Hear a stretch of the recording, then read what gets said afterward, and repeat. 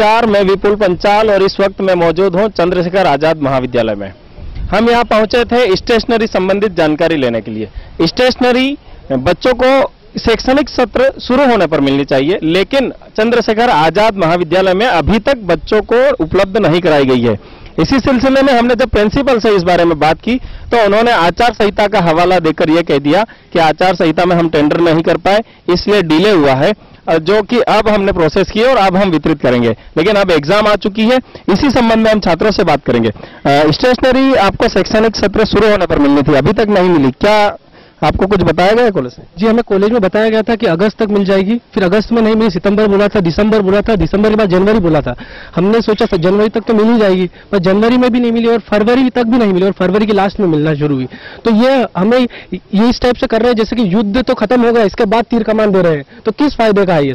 पूरा साल पढ़ने के लिए होना चाहिए। हम तो बीकॉम के हैं, हमको तो कॉपी किताब की जरूरत होती है सवाल करने के लिए, सब करने के लिए, पर ये लास्ट में अंत में दे रहे मार्च में और अगले महीने एग्जाम 15 दिन बाद। तो किस काम की ये किताबें और कॉपियां? ये तो देने का कोई मतलब ही नहीं रहा। तो हम बिल्कुल ही मतलब नहीं रहा। अब तो जिस तरह से इन्होंने कहा कि युद्ध खत्म हो गया और बाद में तीर कमान दे रहे, अब एग्जाम आ गई है, अब वो क्या करेंगे उन स्टेशनरीज का? और भी लोग हैं। स्टेशनरी आपको डिले मिल रही है,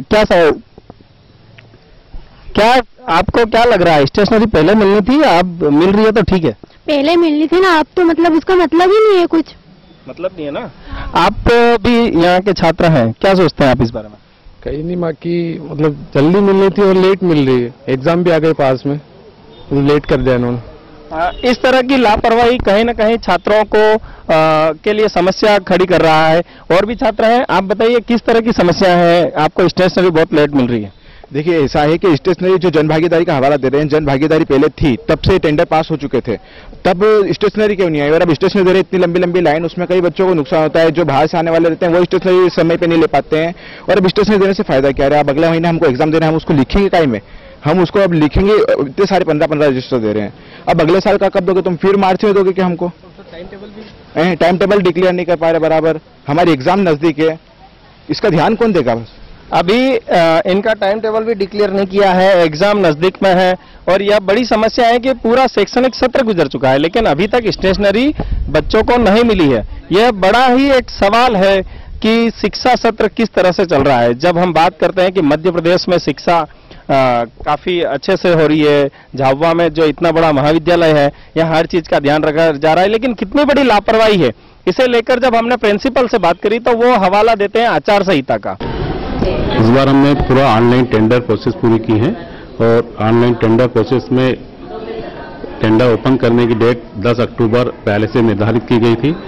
चूंकि 6 तारीख को आचार संहिता लग गई और जिसके कारण पूरी प्रोसेस को हमको आचार संहिता समाप्त होने तक पेंडिंग करना पड़ा। उसके बाद पूरी प्रोसेस हमने कार्रवाई की है। उससे अभी जो वितरित करना शुरू किया उसमें क्वालिटी में काफी डिफरेंस है, ऐसा कैसे? नहीं, वही क्वालिटी जो हमने टेंडर के समय जो क्वालिटी आई थी उसी के अनुरूप माल आया है।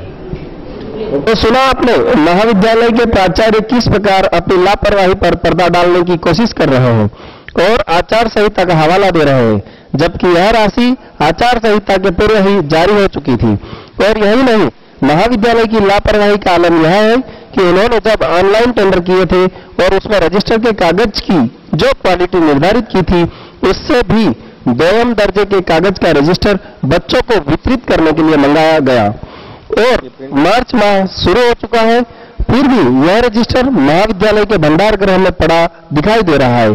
सवाल यह है कि यह रजिस्टर विद्यार्थियों को कब बांटा जाएगा एवं क्या प्रशासन अब इसकी जांच करवाएगा? और भी खबरों के लिए आप बने रहिए झाबुआ लाइव।